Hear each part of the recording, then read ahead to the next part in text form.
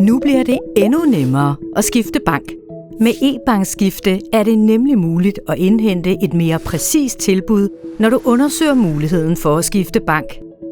Før skulle du samle en masse informationer om din eksisterende bankforretning og sende dem til den nye bank. Nu kan du med bare et enkelt klik give dit samtykke.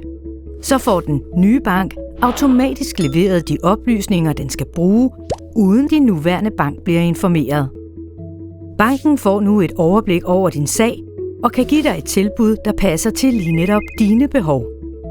Hvis du beslutter dig for at skifte bank, kan det gøres hurtigt og enkelt. Den nye bank har allerede de oplysninger, der skal til.